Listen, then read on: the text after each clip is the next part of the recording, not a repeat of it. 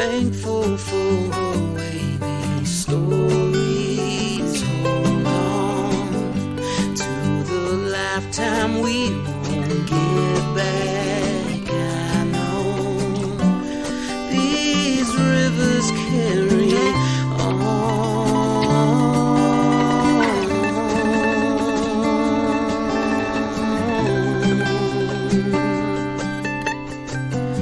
People tend to stick to you after time. Places tend to do the same as we do. This river carries on and on. Hello and welcome to Kankakee Podcast, where we talk about the people and places of Kankakee County. I'm Jake LaMore, and today we are joined by local country singer Heather Wagner. Welcome to the show. Thanks for having me. Of course. It's I feel like it's been a long time coming.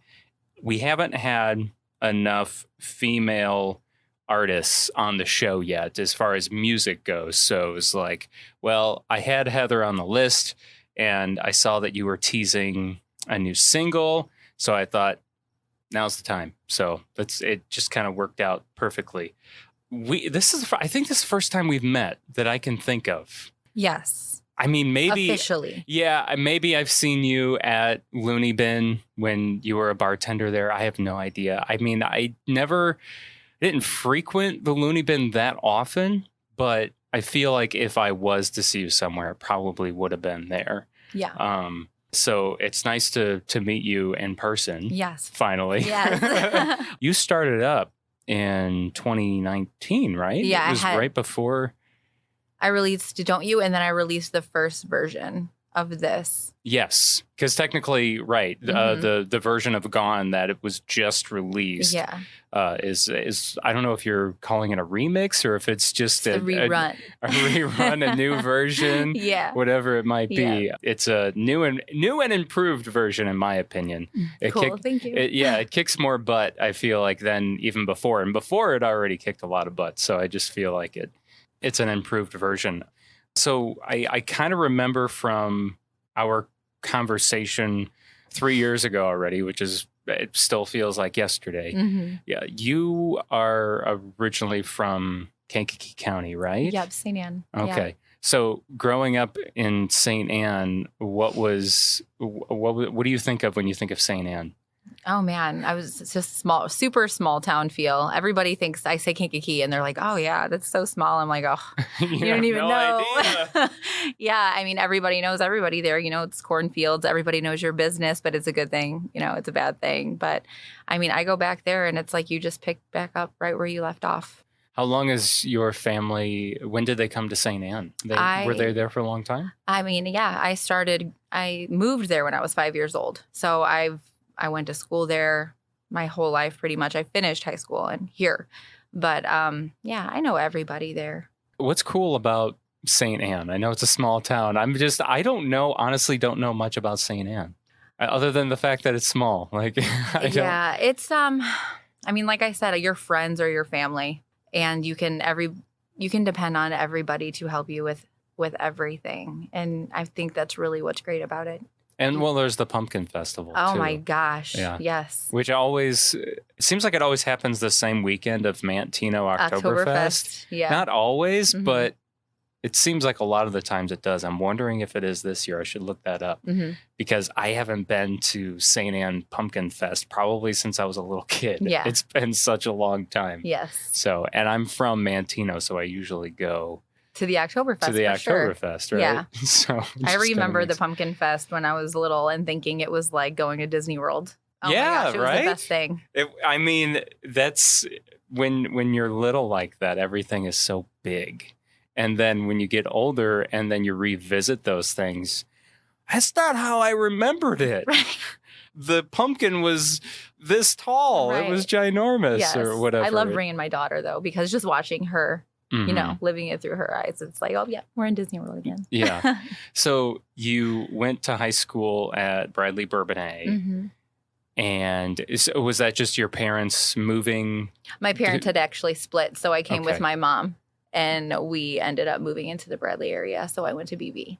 And then when did music come into play for you at around that time as a kid, or when did that start for you? I started taking vocal lessons when I was 5. My parents That's signed really me young. up. Yeah. That's like my son's 5. Like I'm trying to picture him taking vocal lessons and I can't. Yeah. I actually started taking vocal lessons with my best friend's grandmother in St. Anne, and just music has been in my life forever. Either my parents were playing music around me, or I was singing with my grandparents, or I was taking my vocal lessons. I was in pageants. At the Pumpkin Fest, I was in the Pumpkin Festival Princess pageant, and I ended up winning, I think, my 7th grade year. And then they had that year, I think they had the winner on the radio. So that was like my first touch with radio. Yeah. Now, was that one of the Milner stations? Was it the Valley or River Country, or what state, or maybe GFA, or what was 92.7 back then? Well, I know it was the local country station. Well, was it WLIT? So your local, well, 92.7 now. So you were in 7th grade? I think so. So that would have been what? I'm not trying to date you or anything like that. I'm trying to. Oh no, let's date me. I graduated in 2000 and I was 13. It was 99? 99, 2000, somewhere in there. I don't think Milner Media owned that frequency yet. Okay. So I think at that time, I think it might have been, I'm pretty sure it was owned by somebody else. Okay. Yeah. So that's more than now 92.7 is the Valley. Mm-hmm. At that time, I'm pretty sure the Valley was 95.1. Okay. And now 95.1 is WFAV. So getting into a little bit of radio history here, which I don't mean to, but so I really can't pinpoint on what station that would have been. Yeah. But it was a country station? It was for sure a country station. Okay. Yeah. And were you singing country music at that time? Definitely. Yeah. Yes. Was your family heavily into country music? Is that where your love for country comes from? For sure. They were like my mom was listening to like Martina McBride, the Dixie Chicks, Doug Stone, stuff like that. My dad was listening to like Leonard Skinner. So there's a lot of like rock, bluesy, country influence early on. What's the first song you remember singing when you were taking those lessons? I mean, obviously when you're doing vocal lessons, you're not just, hey, okay, we're going to sing songs today. It's more, you're doing scales, you're doing possibly learning how to read sheet music. Not every vocal coach will get into that, but some do. I was just talking about this the other day to one of my friends. Specifically the songs that she had me start on were Lion King songs, because that was like came out, I think, when I started my vocal lessons. And so it was all like, I just can't wait to be king. Can you see the love tonight? Or can you feel the love tonight? And I was so good at Lion King by the time I was done. Now I want to watch Lion King. Yeah. What do you remember at age 5? You're singing those songs, but as far as technique goes, did she really get into that with you? Yeah, she had me practicing scales. Like she would have me go to a certain note while I was singing, like I Can't Wait to Be King. And then she would have me stop and then work the scales on that specific note. Did she go over any type of breathing or warm-ups or? Yeah, we would do warm-ups before and after. What were those warm-ups? Because I'm always curious to hear because everyone is taught a little differently on vocal warm-ups, I feel like. She would have me do a couple breathing warm-ups, and then she would have me like do the ooh, the scales, like the stuff like that. The one thing, I need to go try to find these. It's so funny. She would have, every lesson would be recorded on a little cassette tape. Okay. And I know I have these cassette tapes saved somewhere. And I just recently moved, so I got to go back and find these, and I'll show them to you. I would love to hear those. Yeah. So that would be actually fun to play on this episode. Hear a little clip of little Heather Wagner Yes. at 5 or 6 or whatever years old it would have been at that point. Yes, I gotta find those. That's so cool that she did that. And I'm sure the reason she did that was it was probably your homework, right? It was like she and to hear the progression over time. Yeah. That's smart. Mhm. Even back then. So yeah, she would have been recording on a little cassette tape, right? Gosh. Did she ever do the lip rolls with you as far as vocal warm-ups go? Yes. Yeah. Yeah. I still go, Yep. I still do those when I'm going to sing. I go, those are, and when someone doesn't realize what you're doing, you're just over there going, and they're just looking at you like, what is wrong with that guy? That's what a person is doing most likely. It's either that or yes, they are bored. But most of the time, if you're at a show of any kind, there's someone that's about to do a live performance and you hear those sounds or you see someone doing that, that's what they're doing. It warms up your vocal cords and whatnot. So starting so young on vocal lessons, what was the next progression for you? Did you start learning an instrument at all? No, I didn't start trying to learn an instrument until COVID. I always really just used my voice. Like I said, I started doing the pageants and I sang at weddings. And after that, I never really tried to like book shows or anything. I just started momming after that. But yeah, I really wish I would have started. My uncle bought me a guitar when I was younger, but I never really took lessons on any instruments or anything. It didn't strike you at all. You were Not just like, I'm going to sing. Yeah. Yeah. I really wish I would have because I would have a much easier time writing my music. Right. I could get it done a lot quicker. Yes, absolutely. Yeah. You would be able to do more yourself. Exactly. Yeah. So in high school, you didn't do any, you probably did some more pageants at the high school level, right? I was in choir and I did like talent shows and stuff like that. Didn't join any bands or anything like that? Nope.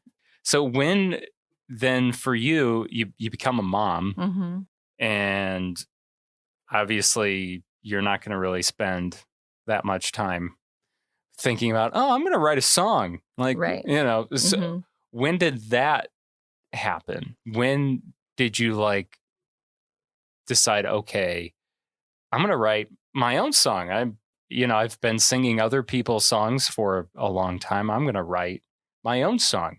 I think, that was definitely after I was going through my divorce when I started putting words on paper. And that was just a way of coping? Yeah. At that time, what was going on? A divorce, whether it's a mutual thing or not, it's always hard. 100%. Yeah. So for you, what was it like? It was me leaving. So that's where Gone came from. It was me getting out of a relationship that I didn't feel like I needed to be in anymore. So I just started writing about that. And like I said, I couldn't play the instrument. I couldn't add the music to it. So I actually got a hold of John Daly.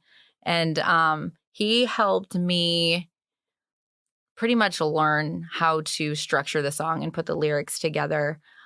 And then I think we talked about last time, man, Gone took me a long time to build because I was learning how to write when I wrote Gone. So John had his hand in it.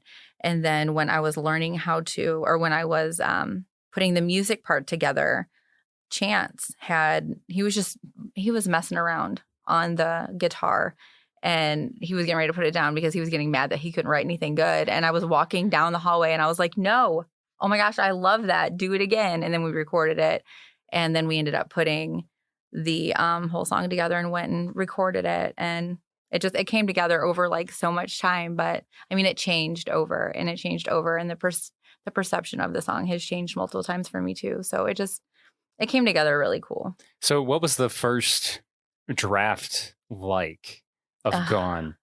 The first draft, some of the lyrics were even different than they are now. Obviously, I've added features and everything. That happens, right. Your first draft of lyrics for a song is usually, I can remember going into the studio and having what you think is going to be the finished lyrics, but then the engineer or the producer listens to it and they're like, yeah, that verse there's that second line. It makes absolutely no sense. That's exactly what happened with the rest actually. of the song. Yeah. Yeah. I was sitting in the booth and they're like, we have to take the whole second verse out. And I'm just like, but that's what I wrote. Like, what am I going to do? But that's how it is. Right. Like, this can't change. And so I'm like, okay, what do I do? It sounds like it took a minute for you to probably let that go, right? Yeah. Well, I'm like, I don't know what I'm going to do now. So they're like, okay, we'll figure it out. And then they hit play and I just said these things and it made sense. And we're all like, okay, so that's what we're going to do there. Like, I guess that's what's going to work. And so did you completely rewrite the second verse or was there just no second verse at all?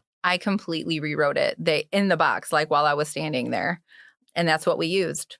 And then I think my favorite part of recording is watching like the layers of the song get built. And it's the parts that you didn't know were going to be there. It's like, painting a picture. The stuff that you had no idea was going to develop that developed. That's my favorite part. Happy clowns. Yes, exactly. Yes. Do you remember what some of those lyrics were from the first draft in that second verse that we're talking about? The one that we deleted. Yeah. Do you remember? Oh, man. I don't right now. I'd have to go. I'm sure I still have it saved. I'd have to go back and look. I'll get that for you with the cassette tapes. I'll have this little care package of all this old stuff. And before your divorce, you never wrote any It looked more lyrics? like poetry. It looked more like little bitty spotty ideas. And that would make sense because it's like I was putting that self of me away, Yeah. That part of me away. Yeah. Yeah, I got right, because you're trying to raise kids. You just mentioned you have a teenager now. So, I mean, obviously you've been busy parenting. I met their dad when I was 13 and we got married right out of high school. So I didn't even really get to find that part of me, Yeah. So it's cool to keep learning that part of me now. And it's cool to hear that it didn't happen when it happens for most people as far as discovering some of those parts of yourself. Yeah. And it's cool to hear that you have taken that time to discover some things about you or pursue. Not necessarily, maybe there were things you wanted to pursue, but it just, obviously with the timeline, it just didn't happen. Yeah. Because some people, I feel like they just think, oh, well, I'm too old now. May as well just forget about it. Yeah, and I've had those thoughts, but that's okay. Everything happens for a reason. And I'm like, I don't regret that I got married young and that I met their dad. Like, I'm so glad that he was in my life like he was when he was. And I'm so glad that I had my kids when I did and that I'm doing this now. Like, I'm so happy that everything happened when it happened. Timing's weird sometimes. It really is. And that's what I often have to remind myself and even just remind others is that everyone's timeline and everyone's story, everything happens at all different times. And it's hard because we're constantly drilled in society. Well, you're 18. Well, that's when you go to college. You're 21. That's when you get out of college, you start a full-time job, and that's when you start saving for retirement. And just boom, boom, boom. It's like these things have to happen at these ages. And that's what's drilled into our brains since we were little kids. And it doesn't always work out that way. Exactly. Getting more into Gone, Gone was originally released in 2020. And what brought about this new version of Gone? ATG, he is a good friend of mine, and I've always wanted to collaborate with him on a song.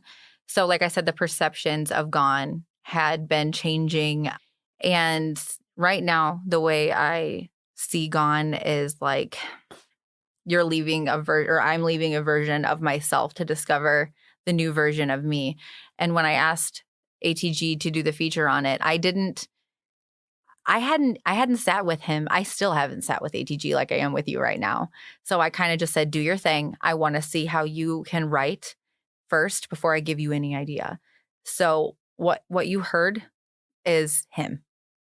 His first time was it. And I was just blown away. So, yeah, I mean, he did what he did. And I think the way he created like his version of Gone was amazing. And then, did I show you the video? I haven't seen the video. Okay. By the time this episode is being released, the video is available. But no, I've just listened to the new version with ATG. Okay. So the video just kind of like makes everything come together perfectly. And it really helps, I don't know, encapsulate the vision that I had of a woman like leaving this version of herself that she's not really comfortable sitting with anymore and finding the most genuine piece of her that she is. And how did you meet ATG? Who is ATG? So he is in a band called Discrepancies, and they're from St. Louis. I was introduced to them by Chance. And Chance, he is your drummer, right? He was my drummer at the time. For the recording too, right? Yeah, yes. Okay. Mm-hmm. He also helped me. He had a hand in writing the song as well. Okay. Right. So he introduced me to that band, and I met ATG through him. That's awesome. Yeah, that's super really cool. Small world. Very. A lot smaller than you think. So, as we mentioned earlier, divorce is different for everyone. But I was curious as to now kind of having some of that behind you for a certain period of time. It kind of might give you a different perspective on it at this point. And someone that might be going through that right now, what is your advice to them, or something you wish someone would have said to you when you were going through it? What would you say to that person? You know, something you wish someone would have said while you were going through it. I would tell them to communicate as much as possible and be as honest as you can be, even if it's uncomfortable, especially if you have children. I know it gets uncomfortable, but honesty is no matter what. Even if you're married, even if you're going through a divorce, I know that specifically through my divorce, me and my ex are in a great place right now. So good. It took a lot of work to get there, but the work that we had to go through was through communication and honesty. And we had to have real talks to get to where we are now, but we are like best friends now. That's great. Yeah. That's so great to hear. And it was another reason why I wanted to bring it up, is just to anyone, whether they're dealing with that themselves right now or they've never dealt with it, or whatever they know or don't know about divorce or separations or anything like that, is it can be, it's not all bad. Yeah. It can be good. People can split up and still be civil with each other, or be friends, or raise their children just as they would have when they were together. Like, I mean, it is possible, and it's not, you don't have to, I mean, everyone's situation is different, obviously. 100%, yes. But you don't have to go around saying terrible things about correct. your ex, unless they really were such a terrible situation. Yeah. Like I said, it's different for everybody. But listen, even if it was a really, really bad situation, everybody has the capability to change. You have to keep open-minded. It's possible to forgive. As long as you communicate and are brutally honest with each other, it's okay to be uncomfortable. But if you have the open-mindedness to sit and talk, and it takes time, it takes work, it takes patience, but two parties have to be open to be able to do that. Yes, absolutely. So getting back to music and Gone, which, by the way, the new version of Gone, I just want to point out, it is available everywhere now. The video, as you mentioned, that's on YouTube at this point. And are there any, I know you haven't played any shows yet this year. Are you going to be playing any shows? We are definitely going to be looking to book some shows soon. And then are you working on other new music? And what I can imagine, just from these two singles you've released so far, you've probably just learned so much that you can apply to the next song or the next EP or whatever type of release it is that you're going to put out. I'm working on a few songs. I got a couple things in the bag. You want to elaborate at all? I'm speaking to a couple producers right now. Okay. And I got I got a couple of songs I'm working on. I just got to figure out where I'm going with it. Yeah. So where's the inspiration coming from at this point? I'm kind of just soul searching right now and kind of just making sure that I'm making sure that I'm doing a lot of soul searching, I guess, and making sure I'm like following my own heart. You know what I'm saying? I'm not really inspired by anybody but me, I guess. I've gone through a lot of healing lately. Does that make sense? It makes sense. And that's what's inspiring me. And I can't remember who it was the other day. You can take those awful situations and they can either completely absorb you and you're just crippled for the rest of your life, or you take those situations and you actually use it to your advantage in a positive way. You got it. And I can see that you have done that and you're continuing to do that. Yeah. And that is inspiring as well. It's just a reminder to all of us that even in those crappy situations, you can take that and you can use it as a tool. So I think it was Eric Peterson. I think that's who it was. Yes. Okay. Yeah, I produce his podcast, and I can't remember if he said it on the podcast or if he said it, but I'm pretty sure he was the one that brought that up, and that's where that's coming to mind. Mm-hmm. But check out the I'm Fine podcast if you haven't already when you're done listening to this one. I saw that. Yeah, I saw that the other day. I definitely want to check that out. He's doing great things. His organization project Headspace and Timing is just wonderful. Everyone should go support that as well. Yeah. And some people they might see the picture of you from this episode and they're like, gosh, she looks familiar. And going back to the Looney Bin, you were a bartender there for 4 years. For 4 years. And is that the only place you bartended at? And so, I mean, obviously it's a popular place. A lot of people have come in and out of Looney Bin. So they're like, oh, that's why she looks familiar. And, getting to Looney Bin, with the passing of Nick Huffman just recently this summer, what are some stories or things that have come to mind about Nick or things you think people should know about Nick that maybe they didn't realize? Oh, Nick. Especially someone that works so closely with him. I'm sure there's so many, not that like you're going to tell all these stories about him that, he probably not to say to not stories like that to rat him out, but just memories that you think of. Well, speaking of story, I just found this the other day. I'm going to try to do this without crying. Yeah, I apologize. I'm not trying to make you cry. You're fine. But speaking of story, he was working on his second book, and he sent me. It was either like the was it the foreword? Let me see. He was writing his second book it was almost like a journal about people being able to tell other people how much they meant to them before they died. And it was, okay, so say I passed away. He would buy this book for me, but I would be the last person to get it. He would hand this book out to a bunch of other people, and inside of the book, all the other people would fill it out about what they thought about me.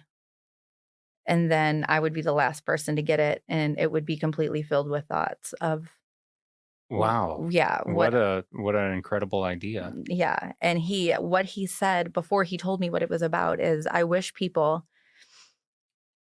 there was such thing as like a USB cord that people could like hook in from their brain to somebody else's brain, so we could just upload the thoughts that we had to other people's head, so they could just know exactly how we felt about them.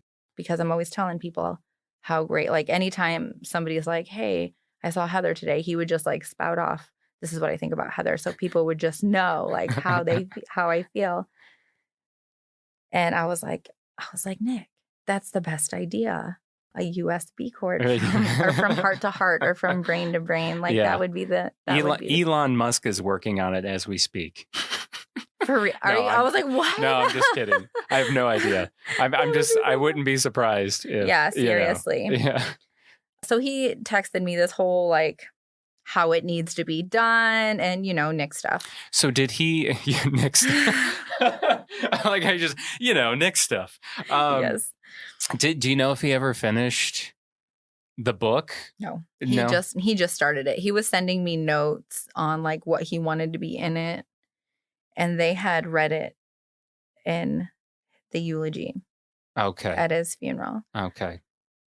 But yeah, I was going to pull that up and read it to you. But that's pretty much what it was. He he was showing me like artwork for it and the USB thing. And I thought that was the coolest thing. Yeah. That's a really good idea. That sounds like something that Nick would think of, because his brain is always thinking of things. He would always nonstop. Yeah. He would always message me and say like, "Hey, I was thinking of something," and he would rattle off his idea or whatever. I remember the last time I saw him, I let him borrow some recording equipment for another podcast he was going to be on, and he knew that I was trying to find, or that I was working on different ways to fundraise for Kankakee Podcast. And he's like, hey, I've got some ideas for you. He just always had, his brain was always flowing with creativity in many different ways.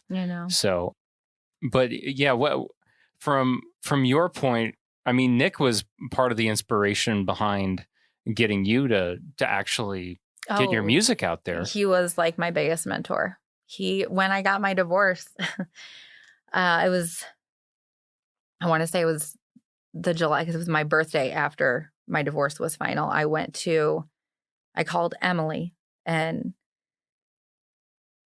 I had plans with my sister and they fell through. So I called Emily and I was like, hey, what are you doing? I don't have any plans. I want to do something for my birthday. And she was like, hey, let's go to Meijer and go grocery shopping and we'll go to my house. So I went to Meijer with her. She got on the phone. I didn't know she was calling Nick. Nick showed up to Meijer because he couldn't go to Walmart. So he would say, okay, this is my new Walmart. Okay, I'm just going to call this my Walmart. And I was like, okay. For the people that don't know, can you give a quick synopsis of the Walmart? Yes. Why he could not step foot into Walmart? Yes, he went into Walmart and the employee, like the red employee phone, was ringing and ringing and ringing and ringing. He was with his daughter, Callie, and he picked it up and he was like, Walmart, this is Earl. And he started answering or taking messages. And I think one of them was a lady who was calling off work. And then there was another, I don't know what the other person was doing, but I don't know. He was not doing what he was supposed to be doing. He was making all kinds of Nick noises and he got kicked out of Walmart nationally.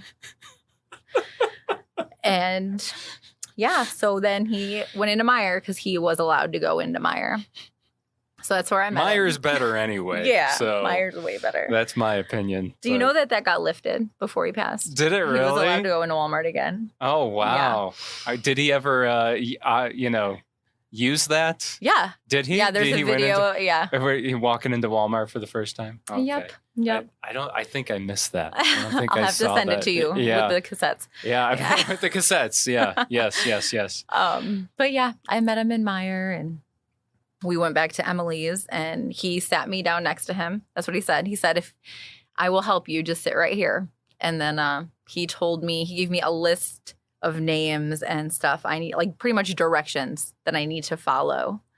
And then I started working at the bin and never stopped listening. That's when you started working that day? Because I said I wanted to go to Nashville. I was like, I'm going to move to Nashville and I'm going to sing country music. And he laughed at me and he was like, Nashville's so oversaturated. He was like, if you make enough noise here, they will come to you. And I was like, okay. And then I started working at the bin and that was it. I didn't realize that's how that came as far as you starting to work at the Looney Bin. Yeah. So what, it's always a wild time at Looney Bin. There's Yep. What are some stories? I mean, the tales that bartenders have are unreal. Yeah. So what are some of your tales? I got to hear some of these, at least one. Oh, man.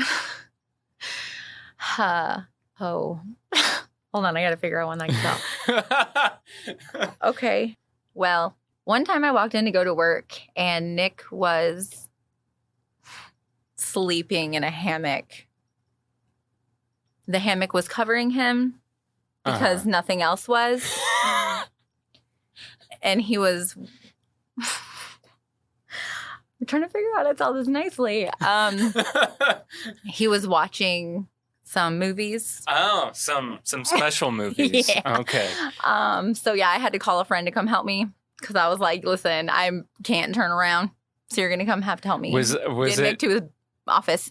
So this was like inside the main room of Looney Bin. Right there. Oh my gosh. Oh, I can totally picture this. Yeah, it was good stuff. But yeah, were the movies on the big projector? Screen.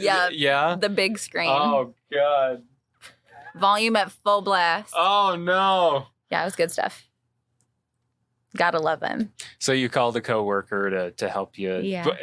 So what did you wake him up or what? Or did he wake up on his own or? We poked him. Poker. Yeah, we got the poker out. Yeah, we got it taken care of and got him back in his office. Oh my gosh, man! Speaking of the last time I saw him, when I dropped off that recording equipment, that building that's directly attached to the Looney Bin. Yeah, or maybe it's all technically the same building. It's a part that nobody has access to unless. Obviously, you work there, or if you own the building like Nick or obviously his mom owned the building, or still does. But he in the upstairs of that building, he built it's almost like a swing bed. Did you ever see? Mm-hmm. He showed that to me when I was there the last time, and I just laughed. I just thought it was hysterical. He's just like, "Hey, check this out!" And he jumps on this bed, and he's just swinging on this bed. Swinging. Every time I saw that bed, it reminded me of the Aretha Franklin song "Chain." Oh yeah. Chain.